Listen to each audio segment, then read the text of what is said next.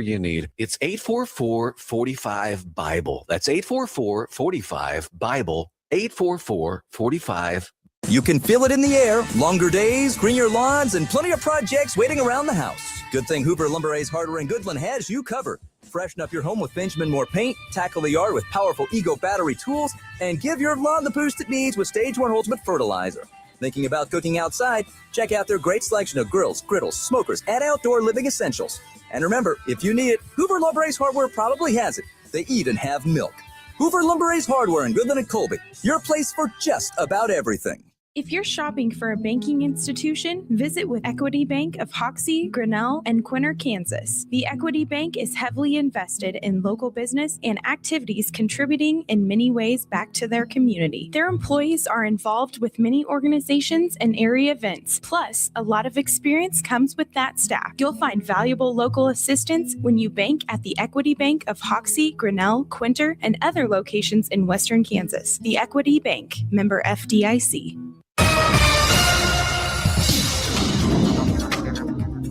Today, strong northwesterly winds gusting 45 plus miles per hour. Behind a dry cold front, we'll have the entire area in a red flag warning. Thus, comply with area burn bans and avoid driving on dry grass and brush. Highs will be around 60, lows around 30 under partly cloudy skies. It remains windy overnight and tomorrow from the northwest at 15 to 25, gusting to 35 miles per hour. Thus, the fire weather threat will continue. Highs tomorrow will be in the 60 to 65 degree range and lows 30 to 35. Easter Sunday looks nice, warmer with more sunshine, but stays dry with lighter southeasterly winds at 5 to 15 miles per hour. Highs will be around 70, lows in the mid-30s. Then Monday and Tuesday, a dry cold front will drop temperatures into the upper 50s to middle 60s, becomes windy with lows 30 to 35. This meteorologist Chris Schromick in the NWKS Radio Weather Center. The days are getting longer, the roads are calling, and it's a great time to upgrade your ride at Hurl Chevrolet GMC in Goodland.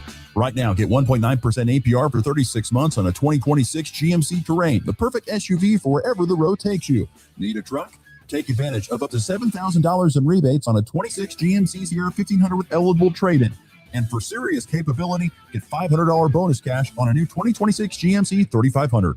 See the full lineup today at Hurl Chevrolet GMC in Goodland or online at hurlchev.com.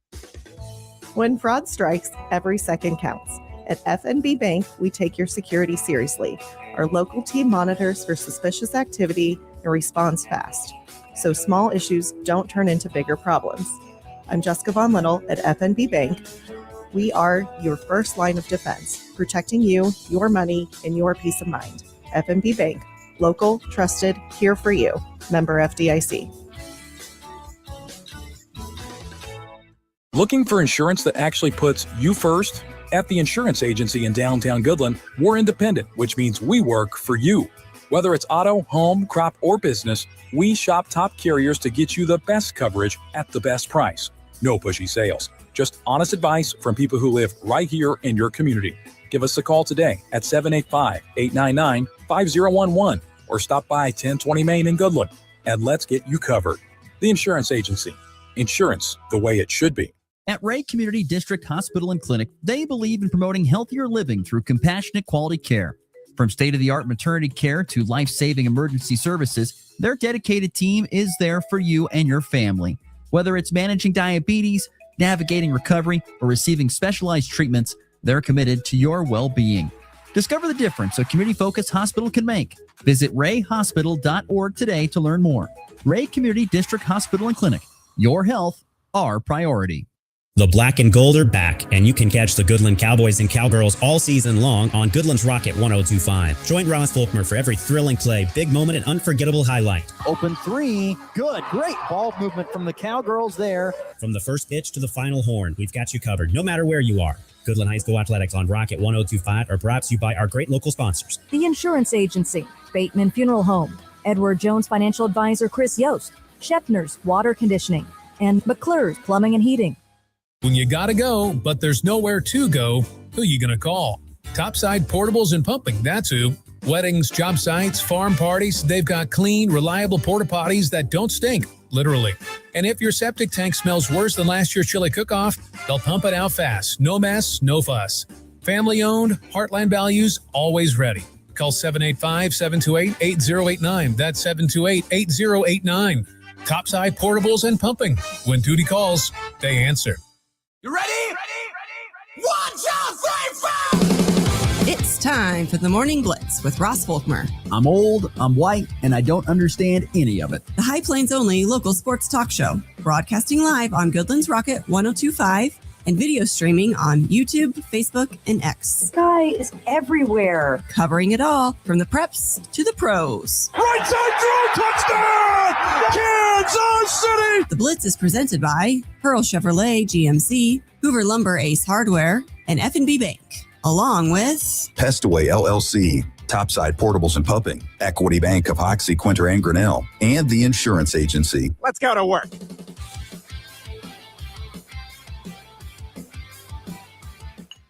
That one hit on the screws and down into left field. And the first hit for the freshman, Brody Meyer. 77 off the bat. Very well struck by Brody Meyer. 3-2.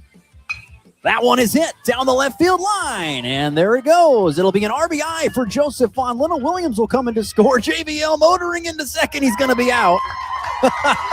He tried to stretch it into 2. The 1-1. Lifted in the air toward right field. Ranging over is Jacobs. He looks up into the night sky. He won't get there. That ball is gone. A rock, chalk, walk, off, and 4 solo homers, 4 blasts in the inning. Fitzmagic alive and well in Lawrence.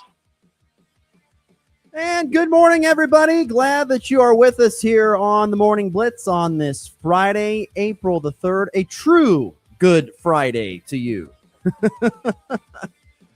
Hopefully you haven't blown away yet. That's the only sour part about this morning to this point in time is the wind. It is just since I'm guessing I heard it at 3:00 this morning. That was the time where it woke me up from my sleep, where the wind started getting really out of control. And if it's blowing like that in town, I can't imagine what it's like blowing outside of town. But an extremely windy morning here on the high plains. Already seeing winds over 30 miles per hour this morning and gusting over 55 today. It will decrease a little bit over the afternoon hours, but still going to be a very blustery day today and tonight with temperatures in the lower 60s. So as the great Curtis Duncan would say, it's a 2 to 3 hat kind of day out there.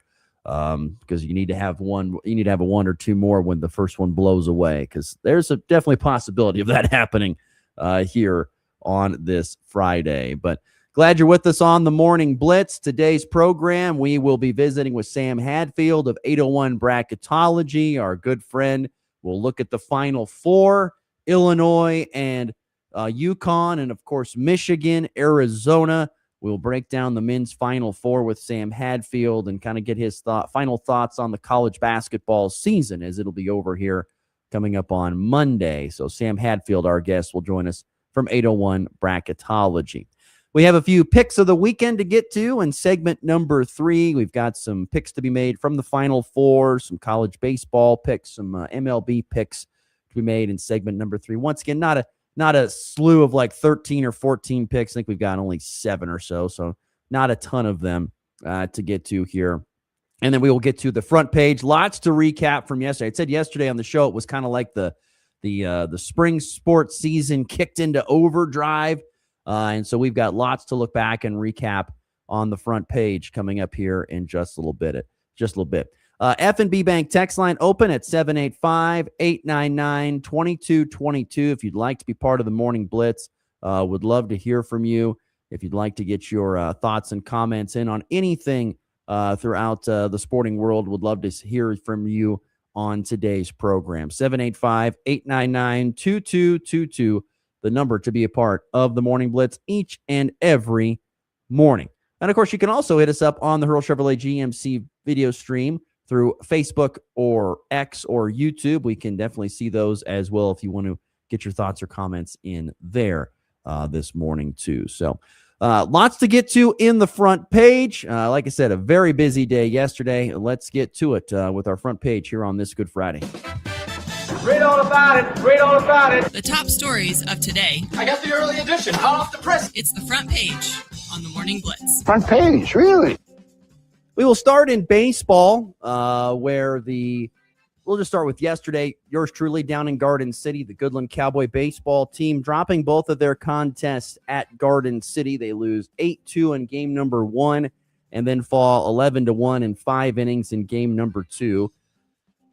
Here's the thing. Cowboys are 1-5 on the season. It's not the start. If you're just an outsider looking in, you're like, well, that's a bad start, not knowing anything about the team or the teams that they've played this point. But I'm going to say this. I think yesterday, from what we saw in the very first series of the season against Colby, where the Cowboys were beaten, I think like 25-1 and another lopsided score, what they did against Garden City was much more it just looked more like baseball. It was a better looking product on the field. Defensively, the Cowboys looked pretty solid. Offensively, they were able to barrel up a few more pitches from Garden City pitchers. It didn't always result in hits or even runs, but they just seemed to have a little bit more aggressiveness and maybe a little bit more emphasis at the plate, which was great to see. And pitching, struggled a little bit with command. Did young Reed cure? That's okay. He'll get that figured out. Caleb Williams kind of did a little bit at times, but ended the game strong in game number 1, retiring the last 10 batters in a row as he pitched very, very well at the end of that game. But, they had some nice big hits there at beautiful Clint Leitner Field. So, I'd say overall it was a good game, a good series for the Cowboys. I know they ended up losing both. In both games, were by 6 or more runs, but I thought overall it was a good showing from Cowboy baseball. This is going to be a year of growing with a very young team that does not have a single senior on it. They've got a lot of growing and a lot of things they got to figure out, and there's going to be a lot of guys pitching that didn't even want to pitch when the season began. That's all right. It's going to be a year of growing, and I just think from game 1 and 2 to games 5 and 6 saw quite a bit of improvement and a chance to build upon that on Tuesday down at Hugoton in their next game, which I think is going to be a very evenly matched series. And I think the Cowboys have a good chance of improving even more there. So Goodland baseball once again losing yesterday in Garden City in both of their games to the Buffs. But I thought it overall looked okay. It looked like baseball. And that's you just kind of know when you watch, like, this looks like baseball. Sometimes you watch and it's not. Too many hit batters, too many walks, free passes, wild pitches, all that kind of stuff. It just looked like baseball yesterday for the Goodland Cowboys. Sticking in baseball, Colby High School baseball suffered their first losses of the season yesterday. They were swept by Russell Victoria at Young Memorial Field. Colby lost game 1 in 9 innings, 3-1, and game number 2 they fell 10-6. First losses of the season for the Eagles. Now 2-2 overall. Russell Victoria's got a great program. They have for a really long time. I was actually having this conversation with the assistant coach for the Goodland Cowboy baseball team, David Avila.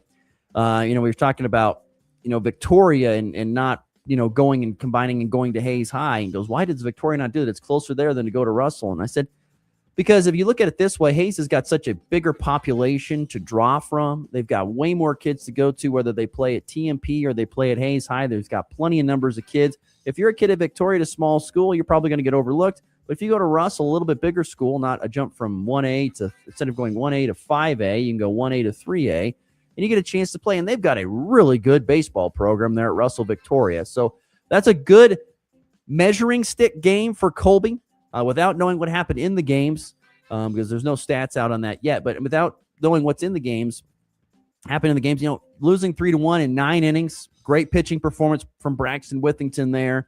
Just didn't get the offense going. And then game 2, not as good defensively against a good program from Russell Victoria, who is very successful many, many years. So it's a good game to have early on. If you're Colby, you got a game in against Goodland where you got some confidence, and then you're going up against Russell Victoria, a team that's really good, and you kind of see where you are in the measuring stick game. Now you make some adjustments and you push forward if you're Colby baseball, who once again falls to Russell Victoria. They were swept. They're now 2-2 on the season.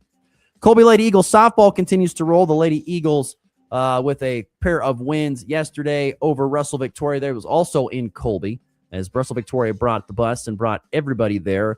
The Lady Eagles winning game 1 8-2, and then following that up in game number 2 14-5. Game number 1, solid performance from Kinley Moss, who had a pair of hits, an RBI and a run, scored RBIs from freshman Landon McKee and Ellie McCarty and Madison Hull, also Ellie Flanagan. Good to see a lot of the younger players in the lineup for Colby go out there and have some success, particularly, like I said, Moss, McCarty, McKee. Those girls have really looked pretty darn good thus far.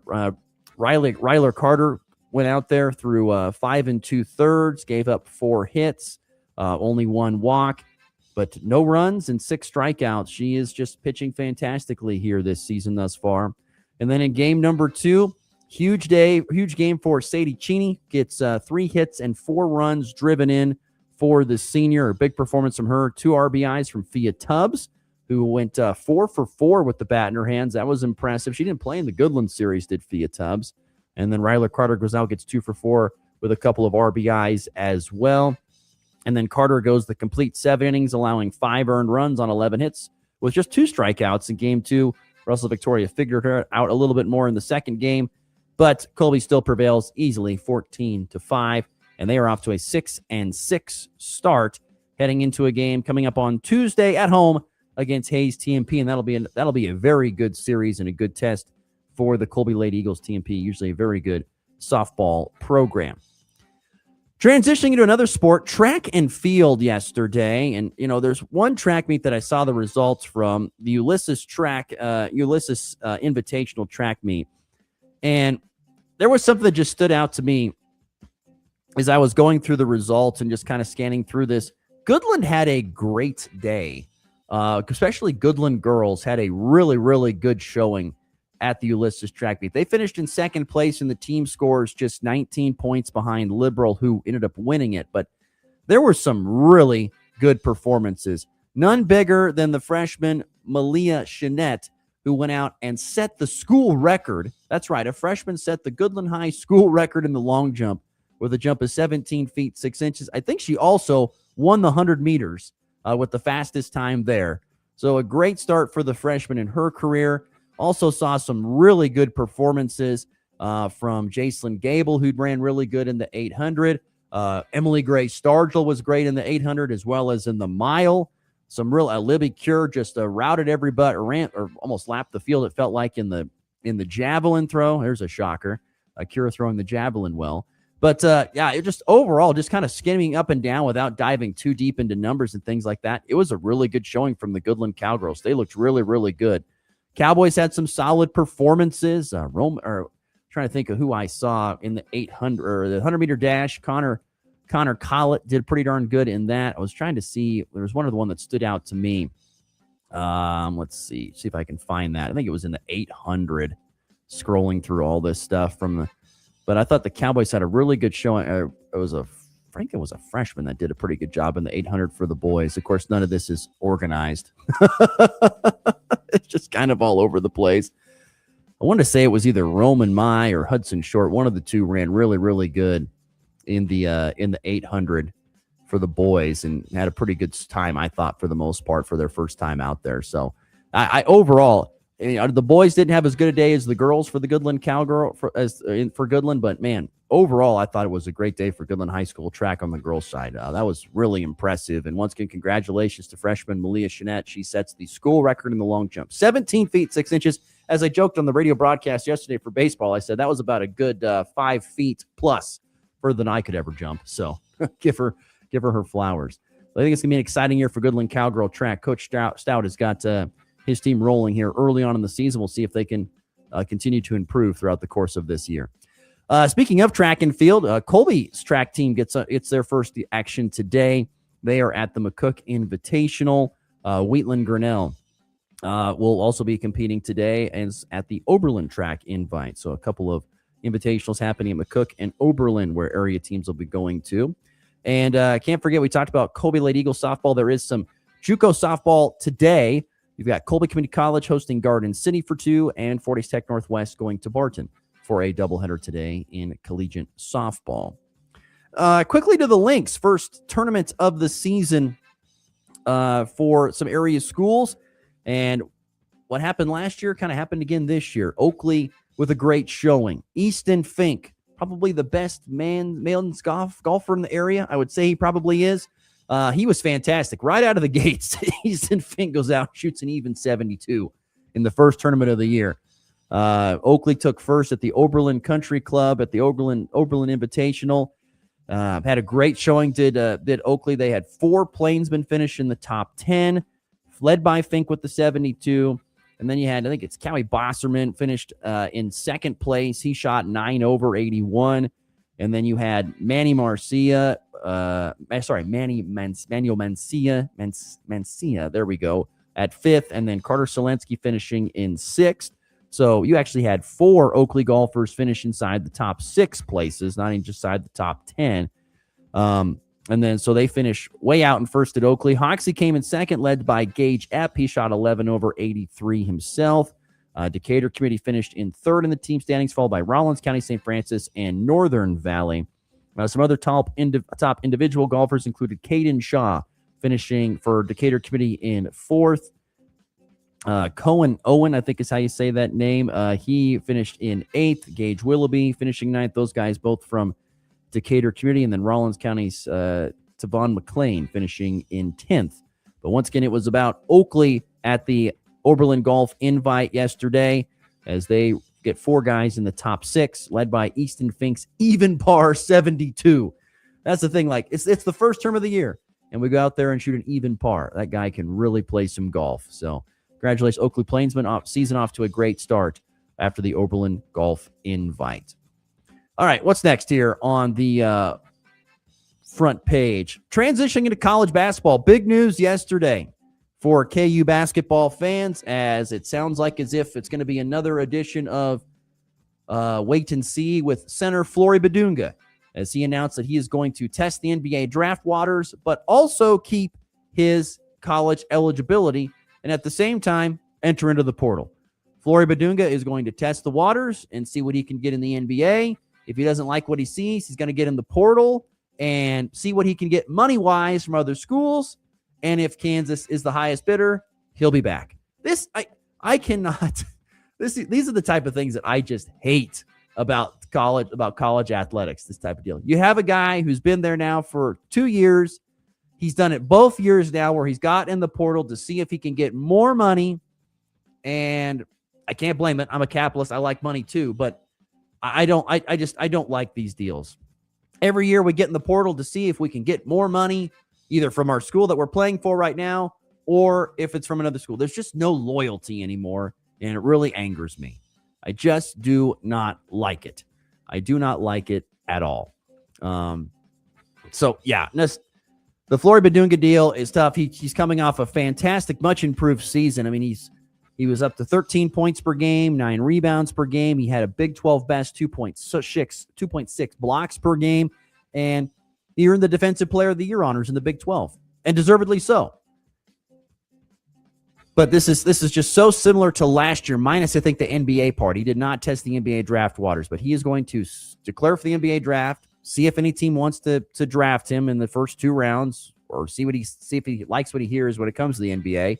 And if he doesn't, he's going to be in the portal, where he's going to get tons of offers, and we'll see if Kansas is the one that's the highest bidder when it's all said and done.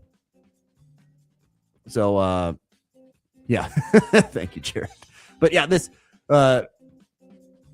it just angers me so much. You know, there's no loyalty anymore in college athletics. And there's people out there be like, well, the coaches don't have any loyalty either. You know, they can go and jump around to schools anywhere. I get it. I know I'm kind of a hypocrite, but I wish I liked the days when a guy was there for 2 to 3 years at minimum, or 3 to 4 years at minimum, and then would go on to the next thing in life, whether it be a career in something non-sports or professional, whatever it was. I miss those days. I hate these days where, you know, we're there for a year or two. Every year we get in the portal to see how much more money we can get. Don't like it. No continuity, no loyalty. It's not cool. But Flory Badunga, declaring for the NBA draft, but going to stay college eligible, and is in the portal to explore his options, which means he's looking for the most money he can find. So tough news for Kansas basketball fans there. We'll have to see if he makes it back to Lawrence or not. And a couple more quick stops here on the front page before we get to Sam Hadfield of 801 Bracketology. Yesterday, the Royals could not complete the sweep of the Minnesota Twins. They lose 5-1 to Minnesota. Cole Reagan's really good in a loss. He's now 0-2, but 6 innings, 4 hits, just a single run that wasn't earned with 8 strikeouts and a walk. The Royals go out there, get 7 hits, but leave 8 guys on base, did not have a single extra base knock. Everything was a single as they were shut down by the Twins pitching staff, which was kind of a Johnny Holstaff thing. A decent start there from Taj Bradley for the Twins. He went 6, gave up 5 hits with 3 strikeouts and a walk. And then the bullpen went out there and gave up just a couple more hits and a run, but that was about it. The lone run scored coming from Vinny Pasquantino, a sacrifice fly driving in Michael Garcia in the bottom of the 8th, which did make it 2-1. I mean, it was close throughout. In the top of the 9th, things got away from relief pitcher Steven Cruz as he gave up 3 solo homers in the top of the 9th. But the Royals lose that one 5-1. They are now 3-3 overall, and they turn the page into a series tonight. Back at home at the K, the Royals will face off against Milwaukee. And you can catch that game on AM 790 KXXX, 6:40 Central Time, first pitch from the K. I also saw it today. It's on Apple TV. So if you're an Apple TV subscriber, you can watch it on there. I've watched a few games on the Apple TV deal. They've got a good quality broadcast. I really like their statistics that they have that they keep in there throughout the course of the game. But that's tonight, Royals and Brewers tonight from the K. And it is opening day at Coors Field for the Rockies as they play their home opener of the season against the Phillies. Tough draw, 2:10 Mountain Time first pitch. Michael Lorenzen on the bump against Aaron Nola in the pitching matchup. We'll see what the Rockies have to offer. Weather-wise, should be okay. I think Officer Jared is going to that this weekend. So I hope you enjoy that and have a good time there, Jared. That's for sure. F&B Bank text line, 785-899-2222. Michael says regarding Flory Badunga, Flory didn't want to be there last year. Good riddance. He'll struggle elsewhere. He had it made as a Jayhawk. Understandable quote from an angry Kansas fan. I would be there too. Flory's a freak. I love watching Flory play. Those are the type of guy you need. One of those guys, I think, on every kind of team if you can get them. Guys that are just freaks that can block everything, dunk everything.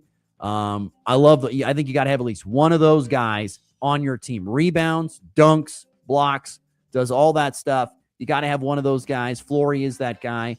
Unfortunately, it's just the era that we live in when it comes to collegiate basketball. So, all right, there you go. That is the front page here on this Friday, April the 3rd. We will take our first break. When we come back, good friend Sam Hadfield, 801 Bracketology, scheduled to join us. We will visit with him about the Final Four and more. This is the Morning Blitz. Craving something delicious? McDonald's has you covered. From hot, fresh breakfast to juicy burgers and crispy fries, there's something for everyone, any time of day. And don't forget to try our classic McCafe coffee or refreshing McFlurry. Visit us in Colby, Goodland, Burlington, and Lamar for fast, friendly service and the flavors you love. Drive through, dine in, or order ahead on the McDonald's app. We'll have it fresh and ready. McDonald's. I'm loving it. Attention teachers, you've survived another week. Parent emails, staff meetings, and that one kid who keeps asking if this will be on the test. Good news, Garrett's Liquor in downtown Goodland has your Friday lesson plan covered. Teachers get the employee discount every Friday at Kansas's oldest liquor store. Explore Western Kansas's largest selection of beer, spirits, and high-end wines, plus allocated limited releases you won't find just anywhere. Garrett's Liquor, downtown Goodland, where Friday night is always extra credit. And remember, teachers, hit the bottle, not the kids. It's time now for news from the world of agriculture on the Kansas Farm and Ranch Radio Network.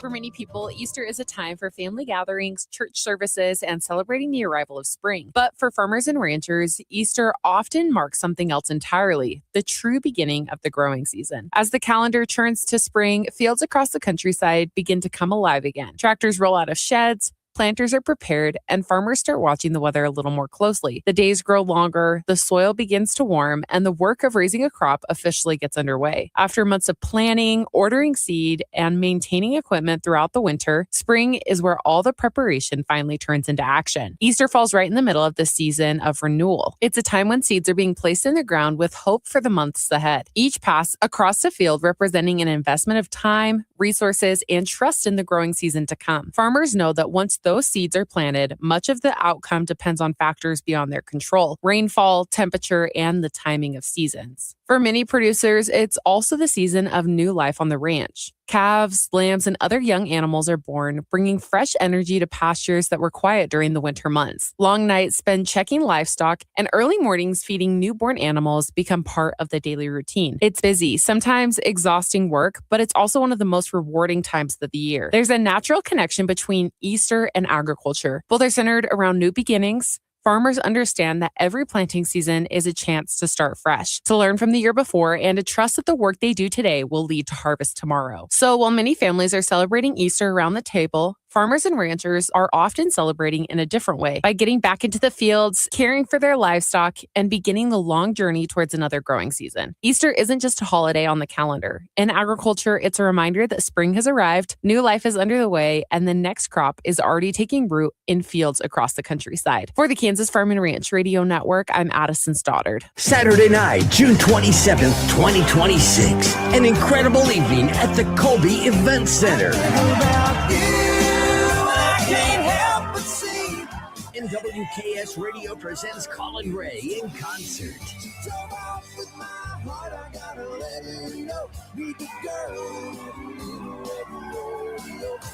And between now and then, until I see you again, I'll be loving you. Colin Ray's biggest country hits. Love me. That's my story, and I'm sticking to it. Tickets available now at nwksradio.net. nwksradio.net. Get them now. That's when I knew you were my kind of girl. Country music legend Colin Ray, Saturday night, June 27th, 2026, at the Colby Event Center. Presented by NWKS Radio. It's game time. What time is it? Game time! You're listening to the Morning Blitz.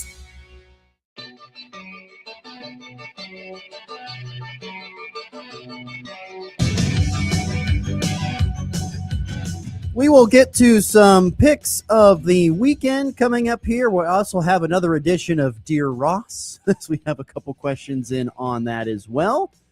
But our second segment of the day, we're pleased to welcome in our good friend from 801 Bracketology. Sam Hadfield joins us. Good morning. As we say in Nebraska with Sam Hoiberg. Sammy, my boy, how we doing today? Doing great, Ross. How are you doing? I'm doing well, man. Doing really well. By the way, I saw your addition to the shirt collection, the Nebraska basketball shirt. Yes. That was a great looking addition, in my opinion, my friend.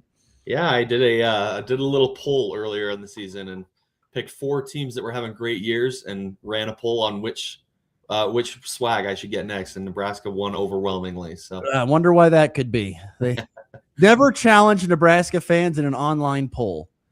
They will win it every time. It's amazing.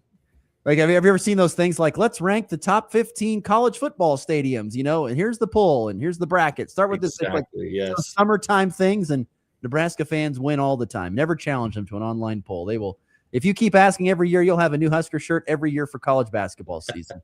Sam, I got to start with the bracket. You did a great job predicting the bracket. The bracket has been played through. As we sit here on the Final Four, on the eve of the Final Four, I should say, how do you feel like the bracket broke down on how you thought it might happen? I mean, in other words, how did your bracket turn out in comparison to what really happened?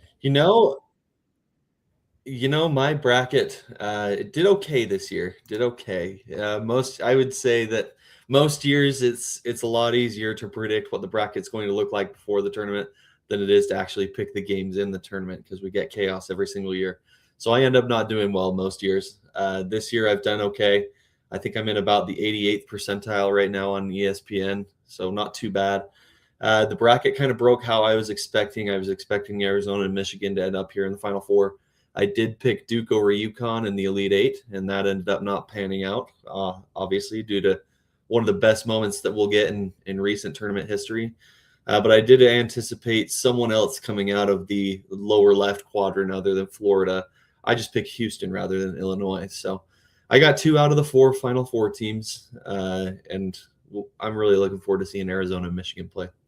Was the South Florida pick to the Elite Eight the toughest one that didn't go through for you? That was the toughest one that didn't go through for me. That was unfortunate.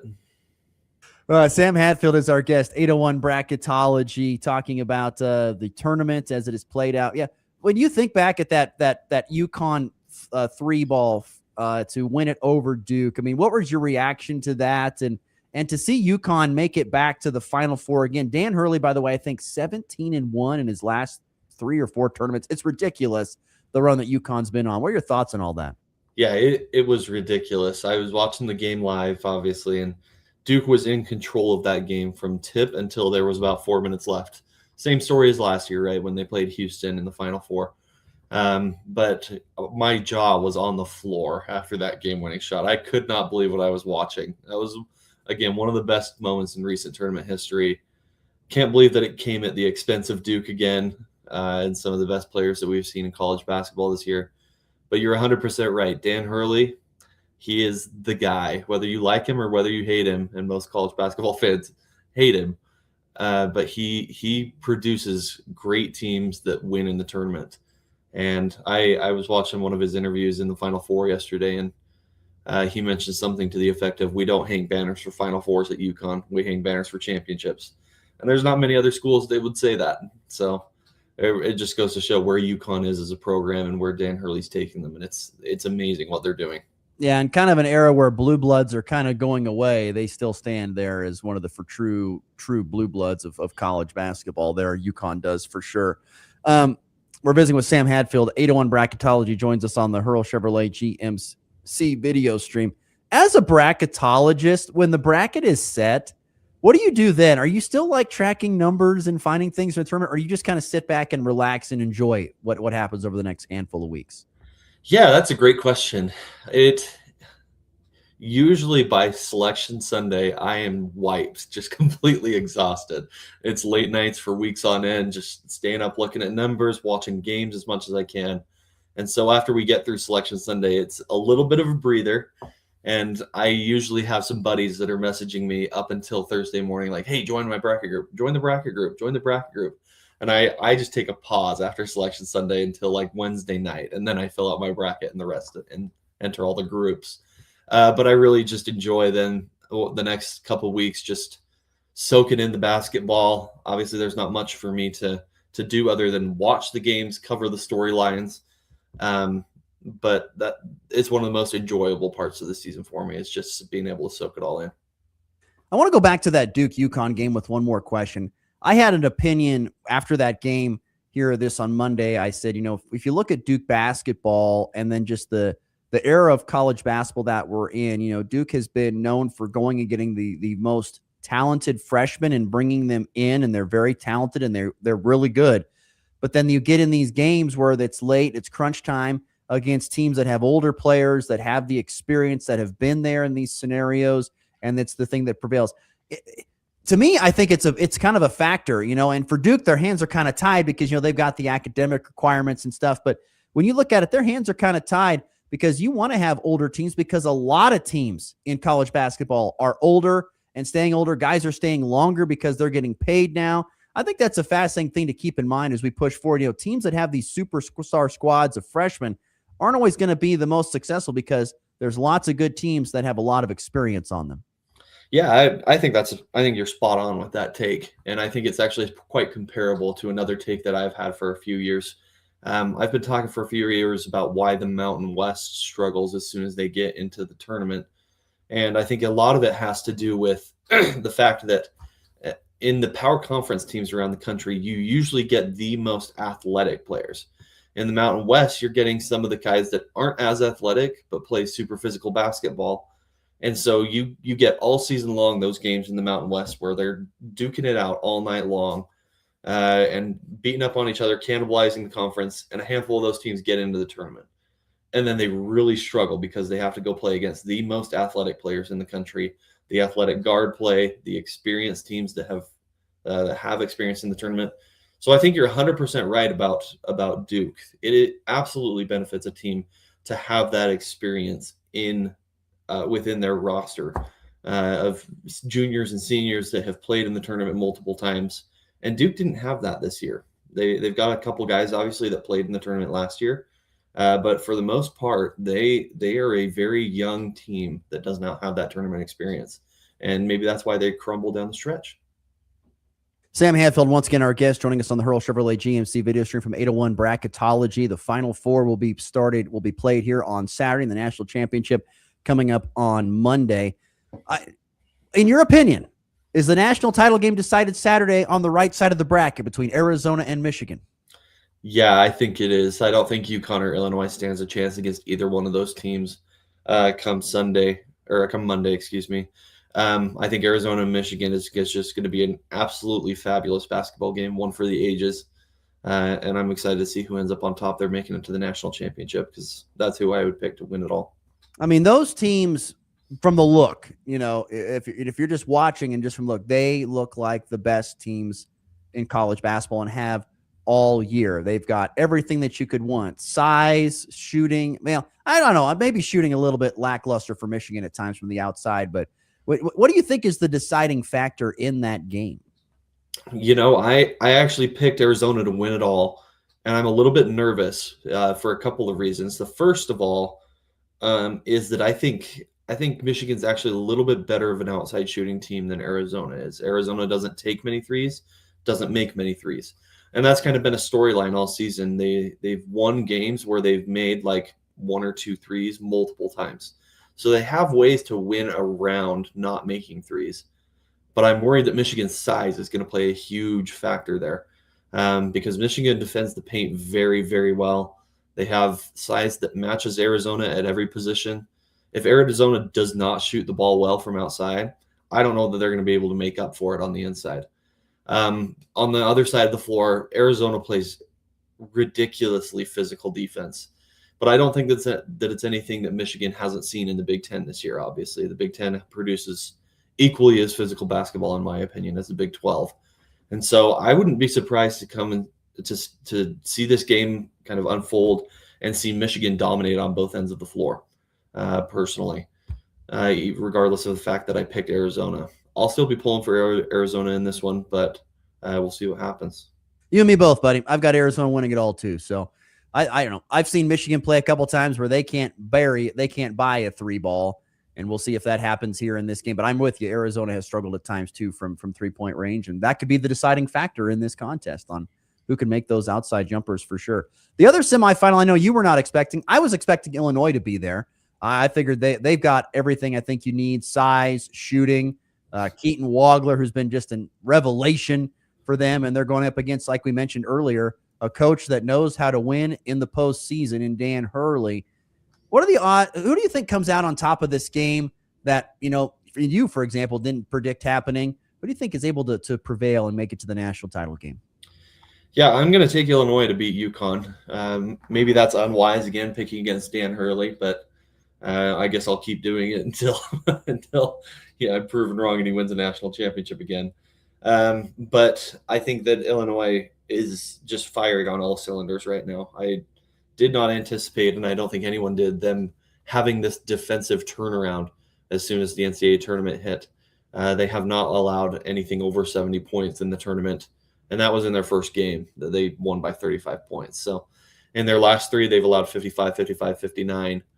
And that's just a ridiculous performance for a team that was not elite defensively this year and did not turn over other teams very well. And so I think that they're just firing on all cylinders right now. I love the combo that they have of Keaton Wagler, David Mirkovic, Kyler Boswell, Stojakovic. It's a crew that I trust to win this game. Yeah, how much we talked about, defensively they weren't great, but how much of it has it helped that they got Boswell back and Stojakovic is back as well after those guys kind of missed some time with some injury? I think that's a huge reason why they're better defensively. Yeah, I think you're probably 100% right. That has to be a huge reason why they've just cohesed better on defense. I don't know. To me, it's a fascinating deal because if Arizona and Illinois face off in the national championship, and once again, that's a big if, but if it does, you know where it's going to be. You know what the talk's going to be about when it comes to Boswell. Well, I mean, but I think the biggest thing it's going to be about if those two teams face off, not only is it that, but also the fact of the international flavor on each roster. Oh yes, absolutely. Yeah. I mean, it's gonna be like calling the USA versus the Miracle on Ice. You know, all the Mirkoviches and I mean, it's going to be. I mean, all the Eastern European flavor that's going to be in that national championship. Think about the addition of the Eastern Europeans to college basketball, and it could be on full display if Illinois and Arizona meet. Yeah, that could be a lot of fun. Obviously, I'll be watching Kylan Boswell as well. He transferred from Arizona just a couple years ago, and it's worked out well for both teams. But you're totally right. The Eastern European flavor of the Illinois team versus some of the homegrown guys on Arizona. It's going to be fun. That would be a fun matchup. That's what I'm hoping we see in the national title game.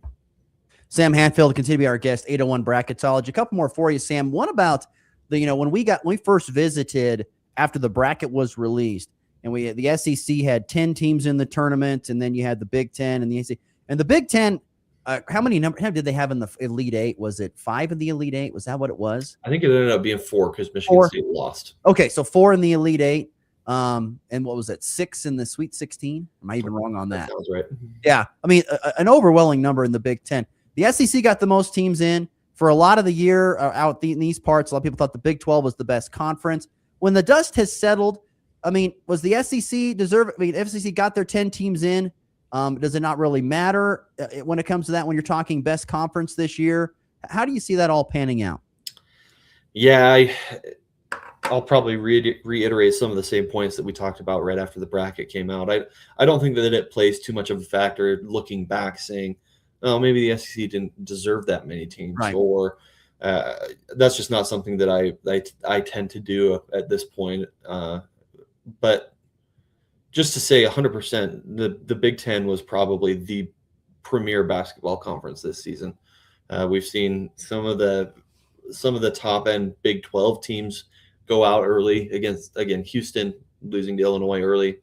We got Iowa State losing earlier than they would have liked to Tennessee, and obviously that was a portion due to injuries. But if this isn't the year the Big Ten breaks that curse, I don't know what it's going to be. 100%, I'm not sure. I'm not surprised, I guess I should say, to see that we're at the spot that we're at. I'm not surprised that the SEC got 10 teams in part because they didn't have any of those elite teams. They had Florida as the best team, but all the other teams were kind of beating up on each other in the middle of the conference. And so the middle kind of rose to the cut line of the tournament, and they ended up with more teams in. Whereas in the Big Ten, you've got some of these premier teams at the top who are beating up on the little guys, and that's why the SEC got more teams into the tournament than the Big Ten did. Sam, when we look at when we go into next season, and it feels like every college basketball season is kind of a rebirth because there's a lot of new faces in a lot of new places. Here locally, Flory Badunga of Kansas has announced he's going to enter into the portal, and he could be somewhere else next year. There's just not a bunch of loyalty when it comes to being at a certain school for an extended period of time. Do you like the way college basketball is with the freedom of movement, or do you miss the days of when guys were at a place for 3 or 4 years and getting a chance to build a program that way? Yeah, it's so hard to say because it's a whole new world now, right? I enjoy things about both, right? I miss some of the homegrown, able to turn on the TV and see guys that I've watched for the last 3 years still playing in the same school that they're playing at. I love those storylines, and I think we only had 22, I think, of those types of players in all of college basketball this year. Gosh, 22! Wow. That spent all 4 years at the same school and were starters. But I do love some of the aspects that we have now of players getting what they deserve in terms of pay, and ending up seeing guys come in to watch the teams that I love to watch, or to play for the teams that I love to watch. I love that aspect as well. So it's kind of hard to say. I'm somewhere in the middle between the two. I know most fans are kind of leaning on the fact like we're ruining the sport, and I don't know that that's necessarily the case. But I do think this offseason is the most important offseason in the history of the sport, and in part because I think they're going to decide on tournament expansion this offseason. And I'll be interested to watch that conversation unfold.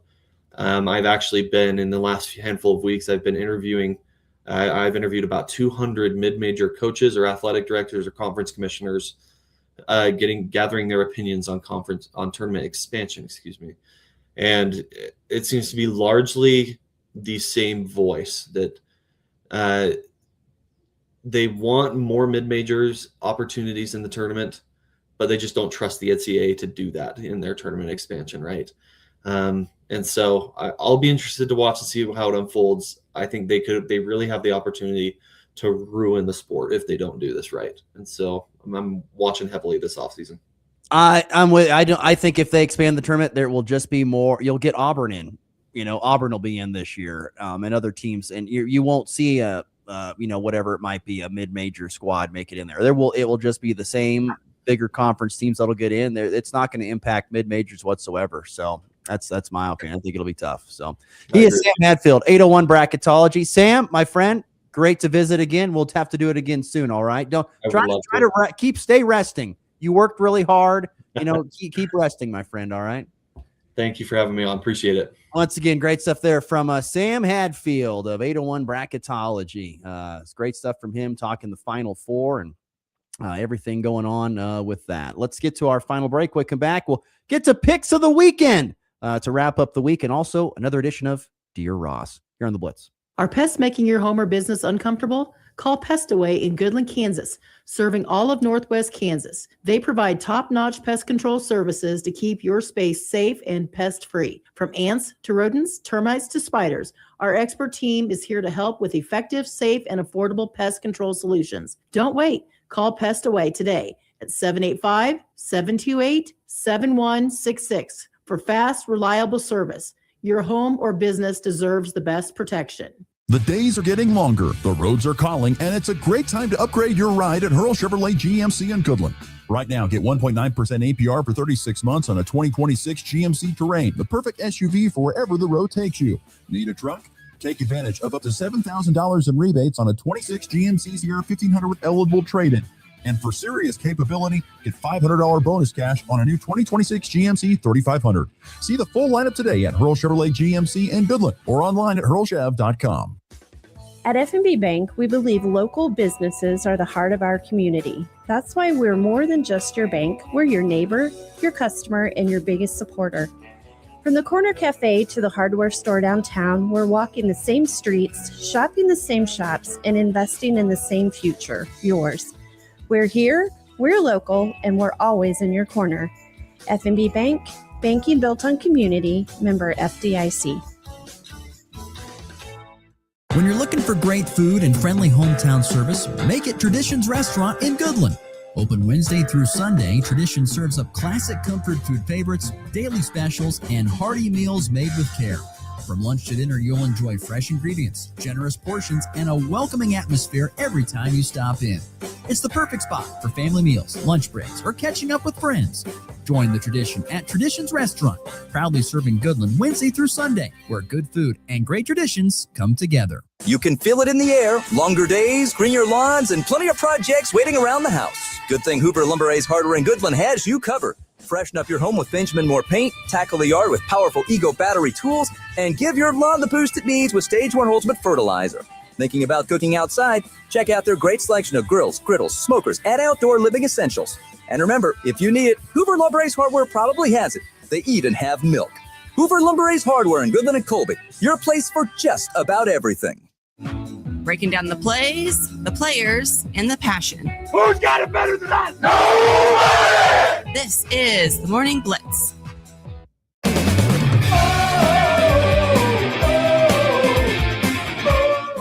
Another reminder, folks, April 17th, the NWBA Chaos Radio auction will be here on all four of our stations. Go to nwbchaosradio.net, our website, to start seeing items that will be on there, pictures, descriptions. Check those out. more stuff coming in the coming days. Not just more, a ton more stuff coming there as well. And we'll have the sale bill out here in a week or two. So be prepared. April 17th, it is our radio auction. Before we get to the walk-off and make some picks, it's time for the quick edition of Dear Ross. Thanks again to the texters who text in on Dear Ross. One texter says, Luka Doncic got hurt. Dear Ross, Luka Doncic got hurt last night. Does that mean the Lakers' playoff run is on the ropes? Or will LeBron, step up with the rest of the team? I think it definitely hurts them quite a bit. Luka Doncic is a huge piece. I don't know if LeBron can shoulder that load too much. But yes, I would say that definitely hurts their playoff run hopes with him getting hurt, depending on how long that he is out. And I don't know how long he is out, is Luka Doncic. Also, a couple more texts. Another edition of Dear Ross here from the text line says, Dear Ross, have the recent Major League Baseball rule changes actually made baseball more exciting to watch, or do you miss the traditional pace of the game? I love the new baseball rules personally, listener. I love it. It's actually brought the game a lot back. I love the fact that the bases were bigger was a lot bigger thing than I thought it was going to be. We saw teams become more aggressive on the base pass. My beloved Arizona Diamondbacks did that a lot. They went out there and made it all the way to the World Series due to partial those rules. Stealing bases, becoming more aggressive on the base pass. I love the pitch timing thing. I don't have any problem with the ABS, the pitch strike system. I do think it's going to take over and replace umpires sooner rather than later. I think Major League Baseball has done some right moves. The problem is they're not going to do the one that they absolutely need to do because it just isn't really possible. I've said this for a long time. They need to shorten the season. It's too long. 162 games is way too many. They need to shorten it down, cut off about a good 30 or 40 games. Make more games matter. Start the postseason earlier because it gets into football time and it just gets forgotten about. I've always been a big believer that they need to shorten the Major League Baseball season. It's just way too long. But I do like the rules they've made to speed up the pace of the play. It has made baseball more exciting for sure. Thank you. Another edition of Dear Ross here in the Morning Blitz. High drive, deep left, grand slam! And back lifts his ball. Deep to right. Thomas to the 10. Denver's going on to New England. They win it on the first play of overtime. Mahomes flings it. It's there. Hardman. Jackpot. Kansas City. All right, quick picks of the weekend. I'm going to take Illinois minus the 1.5 against UConn. I got the Illini rolling on. Brad Underwood's been a great story. Been love hearing his stories about, coaching at Dodge City Community College, busing to Mesa, Arizona. I love those stories because live them every single day. So it's great to hear those stories from Brad Underwood making his way, and I think he'll make his way to the national championship. Illinois got a little bit more talent, able to get past UConn, and it'll be Illinois against Arizona. I've got, even though Michigan's favored by 1.5, give me the Wildcats to get it done. I still think they've got better three-point shooting than Michigan. They have the size to match with Michigan. I think Arizona, Illinois is your national championship game, as I predicted in my bracket. Some other quick picks of the weekend. K-State baseball, I got them dropping a series to TCU, 2 out of 3. They lose to TCU.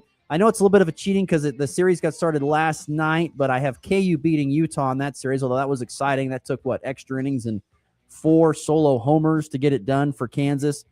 Pretty impressive there against Utah. I've got Nebraska taking 2 out of 3 from Penn State this weekend on the diamond. And then a couple baseball games tonight, over-unders.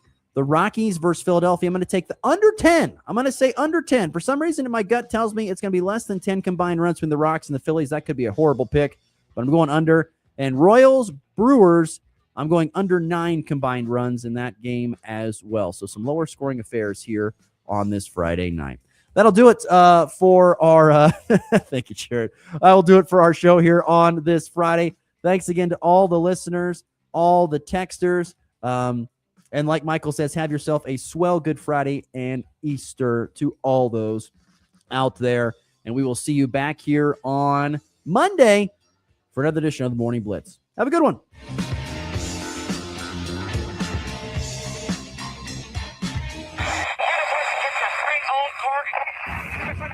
Rocket 102.5 KL.